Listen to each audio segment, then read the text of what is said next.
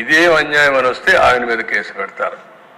ఇంకా అచ్చెన్నాయుడు గారు పోలీసులు, ఆనాటి పోలీసులు గోడ దూకి ఇంట్లోకి వెళ్ళి ఫైల్స్ ఆపరేషన్ చేసుకున్నాడు. ఫైల్స్ ఆపరేషన్ చేసుకున్న వ్యక్తిని 600 కిలోమీటర్లు తీసుకొచ్చారు నాన్ స్టాప్గా. అంటే ఎంత ఇన్హ్యూమనో దీన్ని బట్టి మనకు అర్థమవుతుంది. దిశ పొంగూరు నారాయణ, ఆయనకి ఏ సంబంధం లేదు, ఆ కాలేజీ కూడా సంబంధం లేదు. ఆయనే ఫౌండర్ ఉండొచ్చు, ఇప్పుడు పెట్టాడు. క్వశ్చన్ పేపర్ లీక్ అయిందని దానికి సంబంధం లేని దానికి ఆయన కేసు పెట్టి మొత్తం రాత్రింబగుళ్ళు ఎక్కడెక్కడో హైదరాబాద్లో ఉంటే ఆ దిశ ఉన్న పడంగా దొంగను పట్టుకొచ్చారు. దొంగను కూడా పట్టుకురావాలంటే కొంచెం జాగ్రత్తలు తీసుకుంటాం, కానీ అది కూడా లేకుండా కారులో పోతా ఉంటే కిడ్నాప్ చేసినట్టు కిడ్నాప్ చేసి తీసుకొచ్చి ఇష్టానుసారంగా దిప్పే పరిస్థితికి వచ్చారు. ఇంకా రఘురామకృష్ణరాజు, ఆయన విమర్శలు, ఆయన ఆ పార్టీలో ఉన్నాడు. ఆ రోజు ప్రజాస్వామ్యం ఎంత ఇది ఉందంటే ఆయన ఏదో ఒకటి విషయాల్లో డిఫర్ అయ్యాడని పోలీసులు అరెస్ట్ చేసి లాకప్లో చిత్రహింసలు పెట్టి కడాన ఆయన్ని ఎన్ని విధాలు చేయాలని ఆ రోజు చెప్పేవారు. అదే చూడాలి, అవన్నీ కన్ఫర్మేషన్ రావాలి. కానీ ఆయన లాకప్లో పెట్టి కొడతా ఉంటే ఆనాటి ముఖ్యమంత్రి ఆ ఫోటోలో చూసి, వీడియో చూసి పైశాచిక ఆనందం పొందారంటే ఇంకేమన్నా అధ్యక్షతని, ఏం మనుషులు వీళ్ళు. అంటే ఒక ఎంపీని తర్వాత ఏదో ఆ రోజు సుప్రీంకోర్టు ఏదో ఆర్డర్ వచ్చింది, హైదరాబాద్లో మిలిటరీ హాస్పిటల్ పంపించారు, వాళ్ళు కూడా ప్రూవ్ చేశారు. తర్వాత దిశ ఒక ఎంపీ 5 సంవత్సరాలు నియోజకవర్గానికి పోని ఎంపీ ఈ దేశంలో ఎవరన్నా ఉన్నారంటే అది కూడా ఒక రికార్డ్, రఘురామకృష్ణరాజు.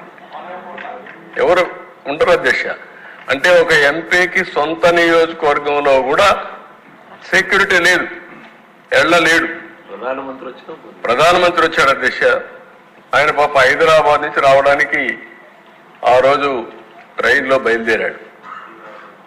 బయలుదేరితే బేగంపేటకు వచ్చిన తర్వాత ఆయనకు మెసేజ్ వచ్చింది, నువ్వు ఈ ట్రైన్లో పోవద్దు, ఈ ట్రైన్లో పోతే నీ భోగి ఏదైతే ఉందో దానికి అగ్గిపెట్టి చంపేస్తారంటే సత్తెనపల్లి దగ్గర ప్లేస్ కూడా చెప్పి పలాని ప్లేస్లో వాళ్ళు రెడీగా ఉన్నారు, ఇది యాక్సిడెంట్ కింద క్రియేట్ చేస్తారు అంటే బేగంపేటలో దిగి వెళ్ళిపోయారంటే అది కూడా ప్రధానమంత్రి ప్రోగ్రామ్ కూడా పోలేకపోయిన పరిస్థితి ఒక ఎంపీకి ఉందంటే ఇంకా లా అండ్ ఆర్డర్ ఎక్కడుంది అధ్యక్ష.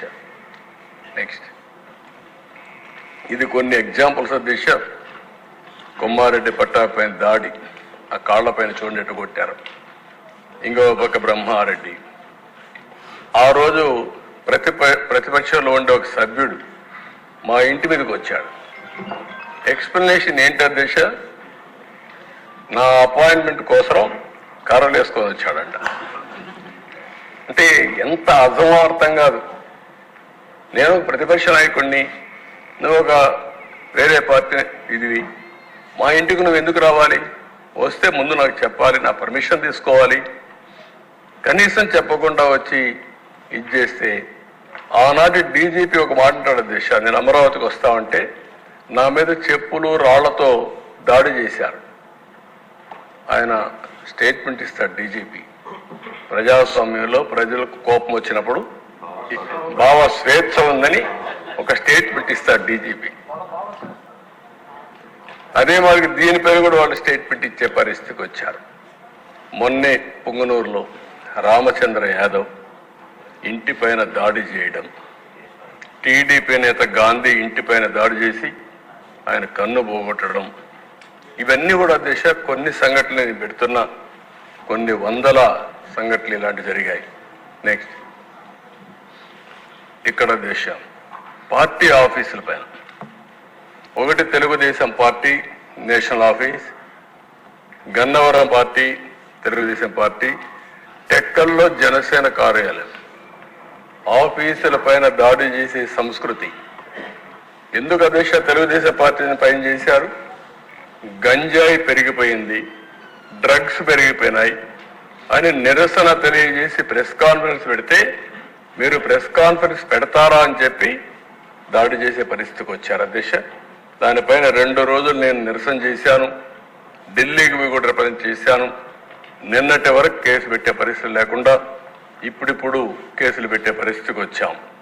నెక్స్ట్ అధ్యక్ష, 1-2 కాకుండా మీరు చూస్తే తోట చంద్రయ్య చాలా దారుణంగా ఇంటి ముందర నడి రోడ్డులు ఎంత పైశాచికంగా మాట్లాడారంటే, జై జగన్ అని చెప్పు వదిలిపెడతాం మా పార్టీలో చేరమంటే అప్పుడు కూడా జై తెలుగుదేశం, జై చంద్రబాబు అని చెప్పి